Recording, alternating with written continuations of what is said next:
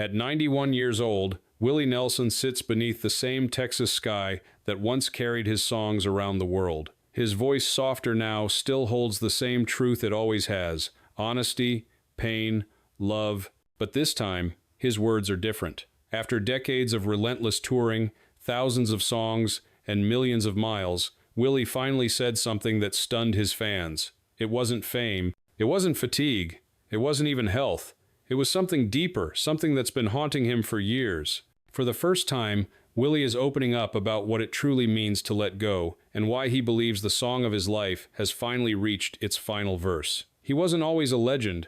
Long before the world knew his name, Willie Hugh Nelson was just a kid from Abbott, Texas, born in the Great Depression and raised by grandparents who taught him hymns before he could even read. That little Methodist church with wooden pews and a crackling organ was his first stage. He learned early that music doesn't just entertain, it heals. By 6, he'd written his first song. By 10, he was working Texas dance halls to help make ends meet. Those nights planted the seed for a lifelong devotion to the road and to the people who lived on it. But Nashville didn't know what to do with Willie Nelson. He was too raw, too Texas. Producers told him to shave, wear pressed suits, smooth the sound. He tried for a while. He cut his hair, tied the tie.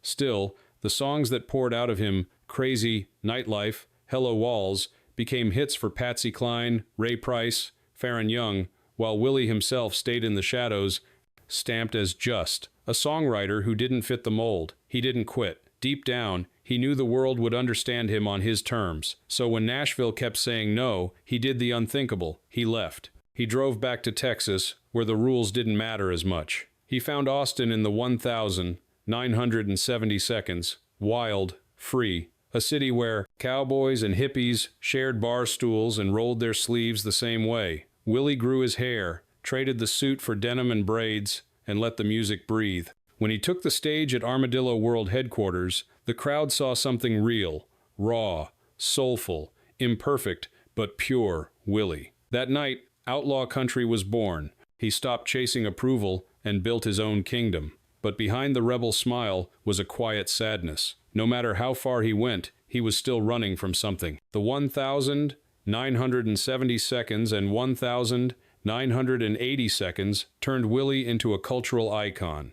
Albums like Red-Headed Stranger, Stardust, and Always on My Mind reshaped country music. He wasn't just singing, he was confessing. Each lyric felt like a scar turning into a story. He became the voice of America's wandering spirit. And yet, he rarely knew where home truly was. The road turned into a cycle: highways, buses, motel rooms, curtains rising on cue. Each night he stepped into the light and smiled like nothing was wrong. But when the stage went dark, he sat alone with the thoughts he couldn't outsing. The outlaw life that once felt like freedom slowly became isolation. By the 1,980 seconds, the cost showed: 4 failed marriages, distant children, lingering guilt. Then came the crushing blow: the IRS. In 1990, the government said he owed more than $30 million in unpaid taxes. For most people, that's the end. Willie didn't crumble. He did what he's always done. He sang. He recorded the IRS tapes, Who'll Buy My Memories, a raw set, sold directly to fans to pay it down. Every word was a confession, every note, a plea for redemption. Through willpower and the love of his audience, he survived. But something shifted. Even legends can't outrun time forever. Close calls, financial, emotional, physical, became warnings. He began to feel that any performance could be his last. He kept smiling. His friends saw the weight behind it. Fame had given him everything and taken pieces of his soul along the way. By the late 2010 seconds, the cracks showed. In 2019, mid-set on the Outlaw Music Festival tour, Willie faltered. Soon after, he canceled dates, citing breathing issues tied to emphysema. For a man who spent 8 decades breathing life into music, that diagnosis cut deep. He downplayed it, just need a little rest, but his family saw something else. For the first time, Willie looked fragile. He retreated to his ranch in Luck, Texas, the chapel, the saloon, the creaking fences, the slow horses, his sanctuary. He started reflecting on how much of his life had been lived in motion. Rehearsals got shorter, tours got fewer. Between songs, he spoke the names of friends he missed: Merle Haggard, Waylon Jennings, Johnny Cash. Each name left a silence that said more than words could. He was the last one still riding. "The hardest part of living this long," he said once, "is watching everyone else go before you." Every show started to feel like a farewell, less to the fans, and more to the memories. He asked himself what he was still chasing: purpose, habit, or fear of what happens when the music stops. Deep down, he knew. He wasn't afraid of dying. He was afraid of leaving the story unfinished. So he decided to control how it ends, not with tragedy or illness, but with grace. When Willie finally spoke about wanting it all to end, his words weren't sad, they were calm. Sitting on his porch in luck with Trigger in his lap, he told a journalist, "I don't want to keep running from the end. I want to walk toward it." For a man who lived defying time, that admission felt shocking and deeply human. It wasn't giving up, it was acceptance. For decades, he was the symbol of endurance, the cowboy who kept riding no matter how rough the trail got. But now, the trail is quiet. The bus bunks that once held his brothers are empty. The green room laughter is just an echo. "There used to be 10 of us," he said softly. "Now it's just me." He wasn't talking about retirement from stages. He was talking about the end of a chapter, a life defined by motion. He remembered his outlaw brothers Waylon Jennings, Chris Christopherson, and his dear friend Merle Haggard. Every time he played one of their songs, he felt them beside him. But when the lights dimmed, the silence afterward grew heavier. In that silence, he learned what he really wanted: rest. He admitted the hardest part of growing old isn't the pain. It's the emptiness left by those who once filled your world. "It's like being the last tree in a field after a storm," he said. "You're still standing, but everything that made the field beautiful is gone." And still he smiled. No bitterness, only gratitude.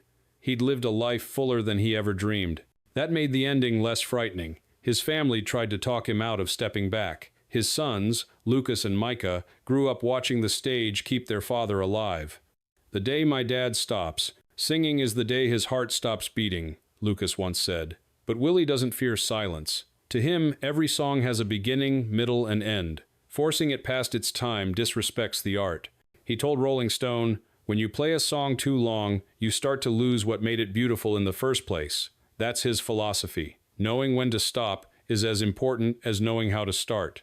The road doesn't forgive easily. It takes a little piece of you every time you leave home. Over the years, he's lost parts of his voice, his strength, sometimes even his memory.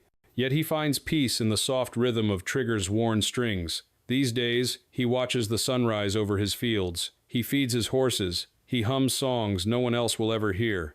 They're not for radio or charts. They're for him. His wife, Annie, says he's finally found stillness, the one thing he's chased for decades. Even as loved ones beg him to keep touring, he insists that letting go is an act of love, not defeat. "I've sung everything I needed to say," he told them one night. "The rest of the song belongs to you." When his latest album arrived, fans felt it immediately. The sound was familiar and warm, but the lyrics felt final. No bitterness, no fear, just peace. It played like a letter to time itself. In one aching track, he sang about meeting old friends, under a sky where no roads run. Critics called it personal. Those closest to him called it a farewell. In interviews, Willie talks openly about mortality. "We all reach the end of the set list eventually. I just want to make sure mine ends on the right note." He speaks more about karma, forgiveness, and reincarnation. He believes the energy we give doesn't disappear, it transforms. Maybe that's why he doesn't fear what comes next. He says he wants to end with a clean heart. Friends say he laughs more, prays more, and treasures the smallest things: a sunrise, a songbird, a cup of coffee on his porch. "He's not saying goodbye to us," harmonica player Mickey Raphael said. "He's saying goodbye to the part of him the world owns." That's the truth of Willie's journey, ownership of his truth. Every verse he ever sang was a piece of his soul. Now he wants to reclaim what's left before he goes. The real reason he wants it to end isn't exhaustion or decline, it's fulfillment. He said everything he needed to say. The world heard it. Now he wants to listen to the silence that follows, because that too is part of the song. In Luck, Texas, Willie's world is a small town he imagined into being a chapel, a saloon, a little stage for whoever has something true to sing. He calls it the town that Luck built. On any evening, you might find him under an oak tree, hair in loose braids, Trigger in his lap, sun slipping low. Sometimes Lucas and Micah sit beside him, playing soft, as if afraid to break the spell. He's happiest there, not under bright lights, but under the stars, where the music belongs to no one. He still writes. Most songs don't leave the ranch. Their prayers now whispers to the universe from a man who's seen everything and lost nothing of his humility. If kindness is all people remember, he told a friend, then I did all right. There's a porch swing overlooking miles of pasture. That's where he spends the quiet hours, strumming while the wind carries a melody across fields that raised him. Visitors say it feels like standing at the end of a book you don't want to finish. Sadness, yes, but also gratitude for the years, the lessons, the love he poured into his music. As the sun sets over Luck, Texas, Willie Nelson's voice can still be heard drifting through the warm air, faint, steady, eternal. It isn't a farewell, it's a benediction. The road has reached a quiet horizon. And the last verse is beautiful.